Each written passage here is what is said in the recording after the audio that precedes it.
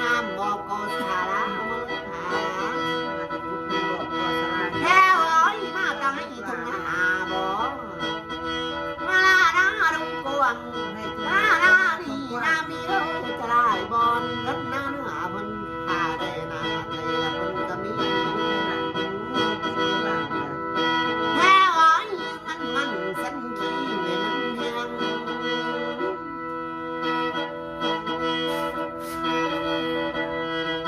แท้เอ้ยนี่ว่าบริเจ้ากันอ่องคนร้องเจ้าตาหายมาเป็นคนนี้คนร้องคนนี้บริมีบ่เห็นลูกหลานแท้เอ้ยนี่ว่าเขาเลี้ยแล้วเสียแล้วกินไก่กันหากินไก่น้อยจำบ้านมาอย่างเด้มามือนี่โอ้ยอันมาเข้าขอกางไงบ้านเขาติดเต้นแม่เอ้ยมันฉันขี้มันเพียงรู้ล้มอยู่หน้าห้อยละอ้าวแม่จริงแกบอกไอ้นอนกันนอนเวลาเก่งเด้อนอน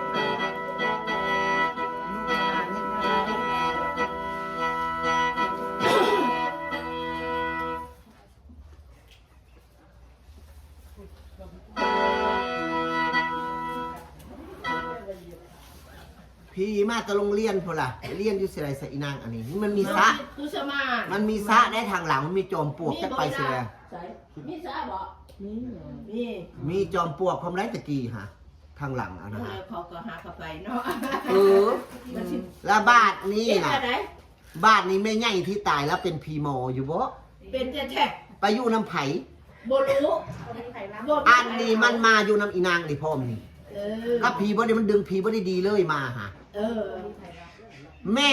พ่อทั้งพ่อเราทั้งพ่ออีนางอันนี้แม่นทางพ่อเราฮะเบ็ดใหญ่นี่เบ็ดใหญ่นี่เป็นพีมอละบัดนี้บ่มีมงอยู่มงเศร้าตู่อยู่น้ำลูกน้ำหลาน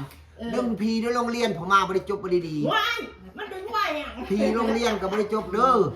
มันเอามาเบิดเสื้อสายเลยโรงฮะกินซุปกินดิบบ้านนี่นะจะเฮ็ดน้ำพีโรงเรียนอันนี้นี่เราบ่ได้เมื่อได้ยายอันนี้ได้เราสิอยู่น้ำอีนางแล้วเลือกอีนางเลยครับลานแล้วก็มีเจ้าผู้เดียวอันนี้เราเว้าคันมาเนี่ยแห้งก็เอา เศร้าแล้วว่ะ เอา ถ้ารับแล้วก็เศร้าแล้วว่ะเศร้าแล้วให้ลูกให้หลานได้ ตัวนั้นก็เอาไปเรื่องบ่ดีเนาะส่งแล้วเนาะส่งตัวนี้มีหยังแน่เดี๋ยวพาวถามวัดขับไว้ค่ะ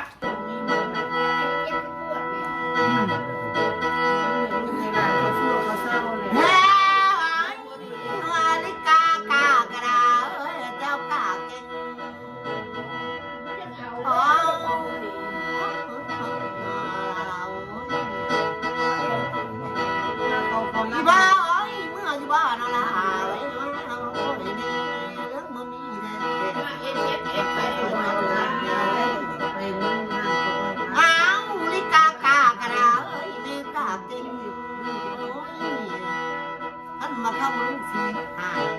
ถ้าเห็นสีแดงเลยเด้อบริเมื่อได้นี่มันมาเมื่อแล้วเอาก็ดีกับลูกหลานเห็นช่วงเห็นเศร้าแต่สิรับเอาสิรับเยอะเห็นบดีเขาตีนต่อแล้วสิบอกให้ได้เขาบริจ้องเจ้าได้ไม่ดีลูกเขาอยากได้เงินผู้ใดเขาอยากได้เงินผู้ใดเขาบริอยากได้เจ็บได้ไข่ถ้ามันแม่นอะไรฮันยืนขึ้นมาดูยังมาพี่นั่งเหมือนใกล้เราถึงยังก็มาใกล้เรา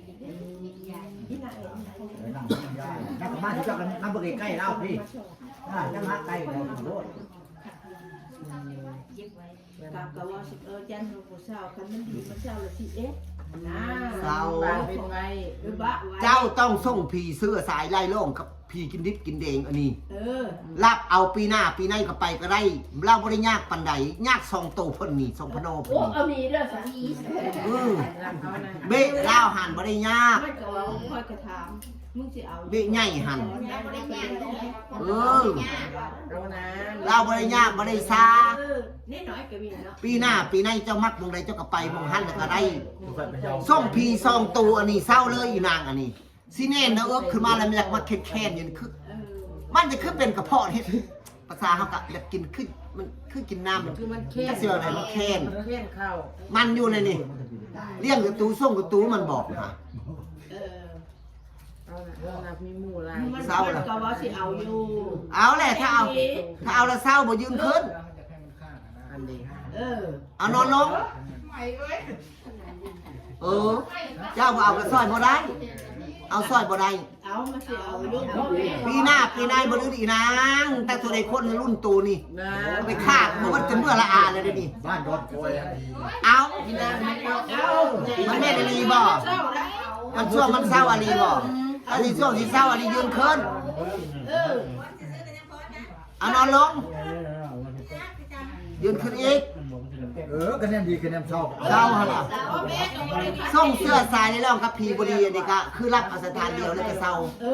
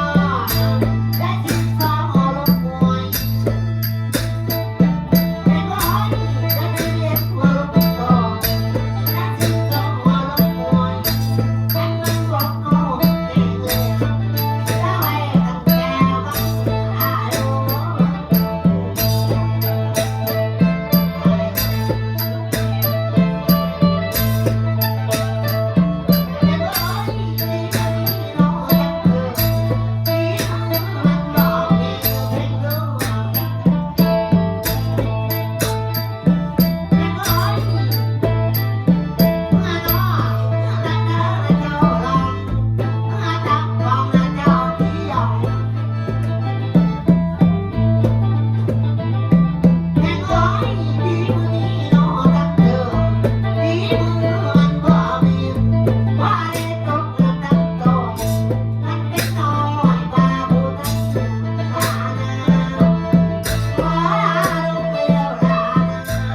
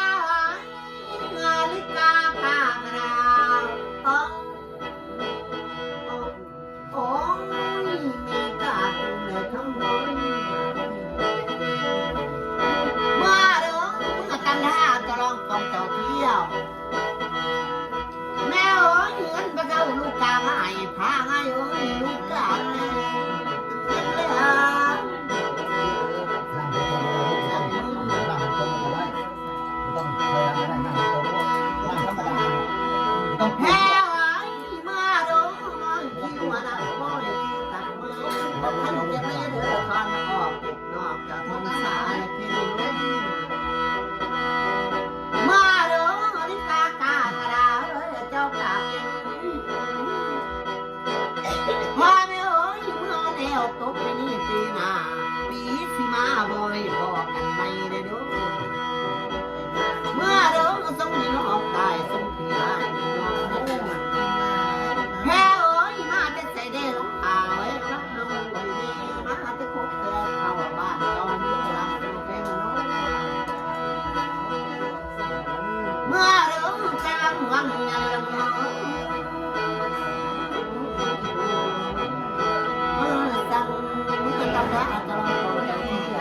แอนจำเอาได้หัวใจไหมมันอยากเล่นหัวใจเพราะว่าเขานั่งตะกี้น่ะเป็นตะกี้มันอยากเล่นบ่ มาอยู่มาส่ง ให้ยาเลย ย่างตรงๆต้องเสียอกเสียใจดอก บ่ เขา ต้อง ฮักอายุ เขาต้อนอยู่ สิครับ ยายเขาเอาแหละเจ้ากำเมื่อก่อนละเนาะ ชื่อก็นะเนาะ เรียนผุน ไปรักษาคนอยู่โรงเรียนที่เฮ็ดของเขา สุดปลายวายสุดยอดแล้ว สิเอาอยู่ เขาสิรับเอา บ่ได้ว่าบ่เอา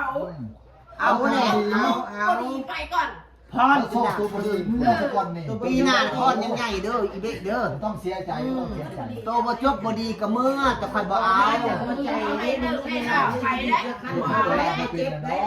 ในข้อนี่ก็ออกมา ปีหน้านี่เกิดมาใหญ่รุ่นประสังลูกกกสุดปลายวายสุดยอดจ้ะอย่าไปถือสาเขาเด้อ บ่ได้ว่าบ่เอาสิเอาอยู่ เขาก็ ต้ แจ้ อง ง เสียทุกเสียใจดอกเขาเอาอยู่ ลูกหลานไปบ่สร้างหญ้ามางานไม่ไปพิษในเฮือนหลังนี้แต่ค่อยก็มาเอิ้นหาบ่ฮอดแล้ว ถ้าเข้ากันที่นี่คัน5เขากระตุกคัน6เขากระเต้ง ให้คนนู้นเสร็จ แพ้ใครแพ้โดนพี่ แล้วมาให้เรา ไปเข้ามือ เราเสียใจเราเสียใจแล้วคนฮักเอาอยู่คะแนนมีคะแนน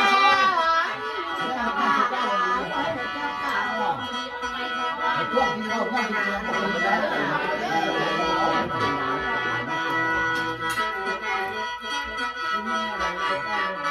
บอก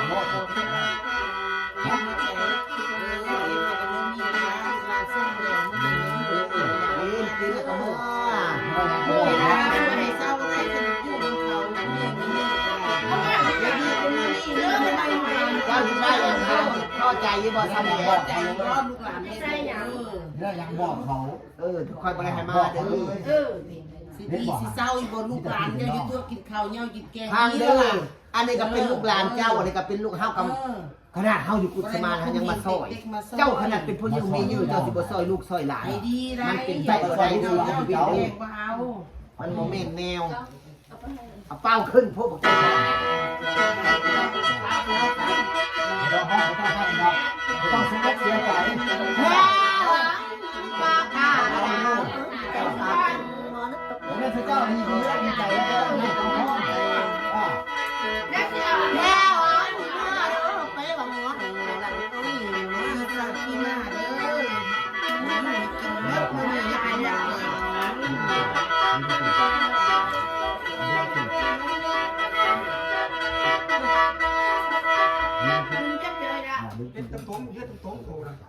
ยังสมมติ เป่า นั่งธรรมดาไม่ต้องเสียอกเสียใจหรอกเขาเอาอยู่แล้ว เอาสิ่งบ่ดีออกไป ตัดไปเป็นความเรื่อง แม่เป็นบ้านกันกันนี่ เขาเนี่ยกันได้อยู่บ่เอ็นตั้งใจนั่งตั้งใจเด้อ ตั้งใจนะ เอ็นบอลมันตัดบ่ได้นี่ใจแข็งๆมันต้องให้มันดีอยู่แล้วเขาว่าดีตัวก็ดีใจแล้วนะเขาว่าแม่เจ้ากากระดาเจ้ากาเป็นมาได้ตรงคอยได้เรื่องเมียเอาแบบนี้แหละเอาตัดง่ายๆแบบนี้ไหมเฮ้ยคุณข่าวซื้อ อยู่นั่งธรรมดา อันนี้ดำๆเลยบริได้เด้อบริ ไม่ต้องเลี้ยวหลังเลย บริได้ภายของคุณของนี่เด้อ ไม่ต้องฟัน เดี๋ยว เขาเอาอยู่เขารับเอาอยู่ เดี๋ยวชื่อยังชื่อว่ากัน ไม่น่า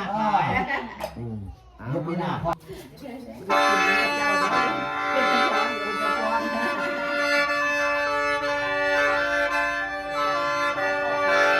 เ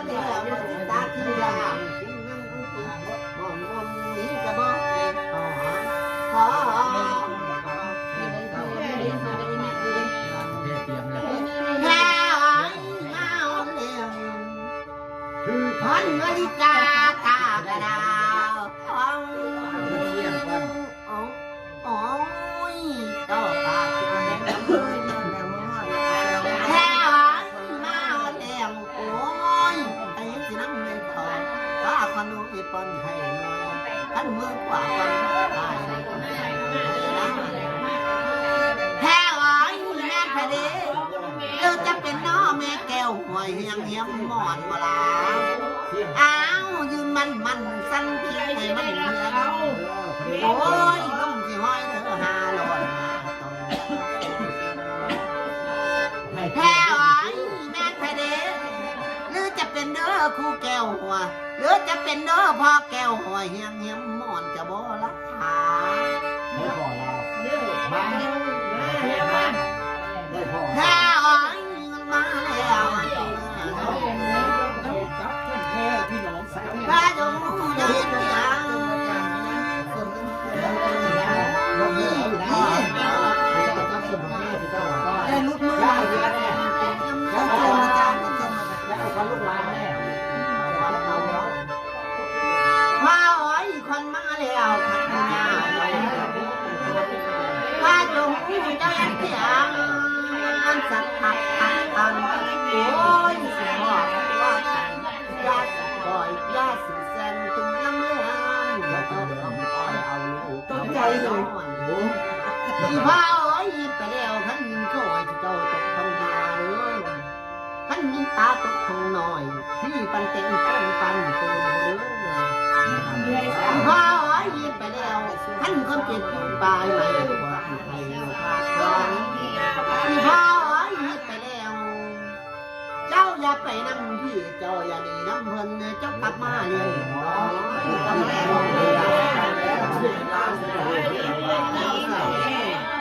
ที่พระอ้อยไปแล้วให้เจ้ากลับมาเรียนหน่อยหน่อยพันพัน เยอะนั่นตัว พระอ้อยไปแล้วให้จังเงามันพระเพียงนิทาผมขอ เต้าเลยเนาะวางลง ว่าเขื่อนให้เจ้าดีเลิกแต่มือนี้ก็มีแม่อ๋อนกคุณการนั่งการนั่งก็จะเปลี่ยนยากระมองอารุณ เอาจับมาเดียวสิเจ้าจับมาเดียว นานา พูดเดียว โอ้โอ้ย